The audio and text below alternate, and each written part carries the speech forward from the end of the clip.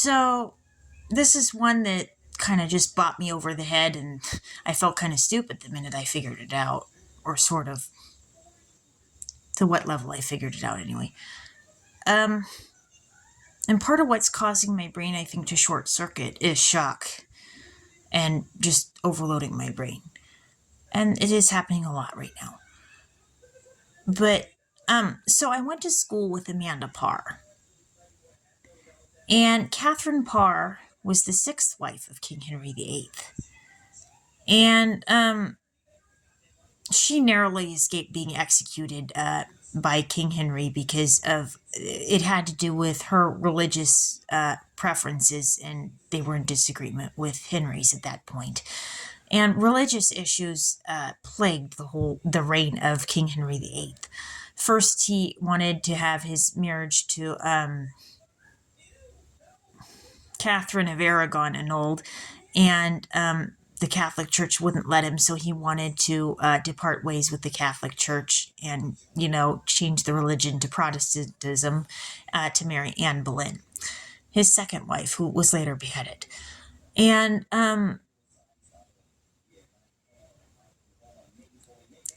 so religious issues were an issue, and a lot of people were burnt at the stake and beheaded because of them not willing to be able to sign King Henry's oath, including one of the men that worked for King Henry. But yeah, King Henry had 6 wives, and this whole thing is something I've had to investigate in the story of King Henry VIII. And so,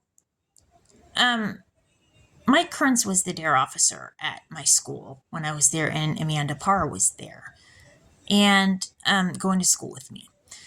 And I found out that Joanna Kearns was in storming home with not Bessie Blount. Excuse me. I'll clarify this for a second and sort this out. Give me a second. But Bessie Blount was the mistress of King Henry VIII. She bore him a son, Henry Fitzroy, who died from an illness, I think at the age of 17, I believe it was. But he was also at Anne Boleyn's beheading when she was beheaded. What was I going to say? Joanna Kearns, she was in storming home with Lisa Blount. Lisa Blount was found dead in her home, and they checked her to see if there was any foul play involved. And but this is the thing that worries me about that is Linda Kearns was in Charlie's Angels, the TV show, and on Growing Pains with My Sister. And then the name Blount is connected with the royal family of England. And James Blunt, the musician, his real name is Blount. And he's British. And he sang You're Beautiful, and he was on Dancing with the Stars, which Chris Metcalf was a cameraman for. And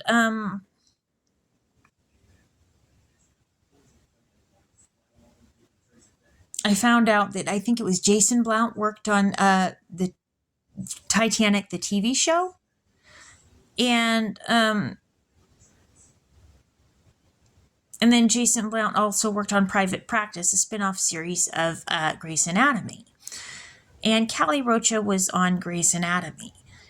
So, and then Linda Perry was in Four Non-Blondes with Wanda Day and Roger Rocha. And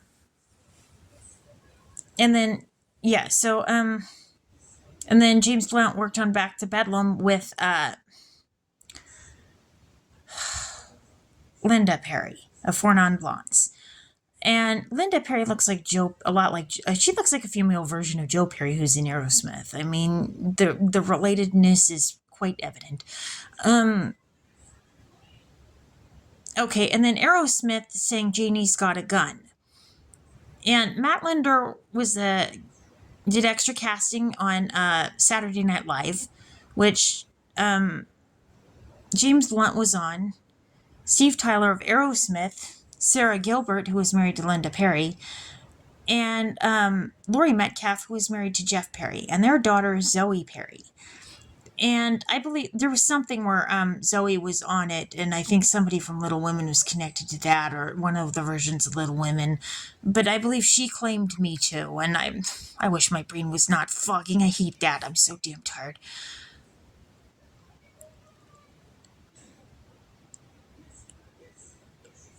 But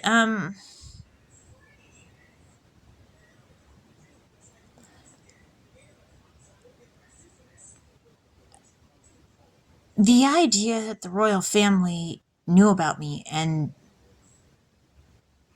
now I'm wondering, about this whole thing, and there's a lot of historical significance to what happened to King Henry VIII. And there were other things that were connecting Howard with me. And True Blood was one of the biggest, I think, clues, and Hillary was had me watching that. Um,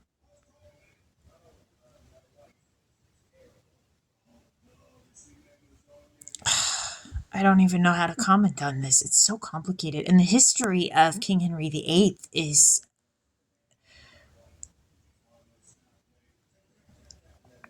I mean, each wife kind of deserved their own story. But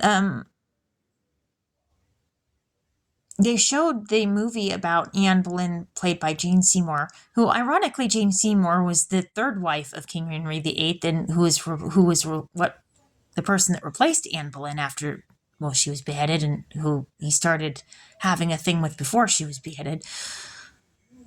I can't believe I just had to say that out loud. This is hard to describe this stuff. I don't know how people describe the history of King Henry VIII and his wives, and what happened to the people that King Henry VIII was affected by, and how did they do this with a straight face? I mean, some of this is disgustamundo, some of this is weird, and to top it off, there's like a whole lot of incestuous relationship type stuff on top of it. So how does anybody talk about this stuff with a straight face? I mean,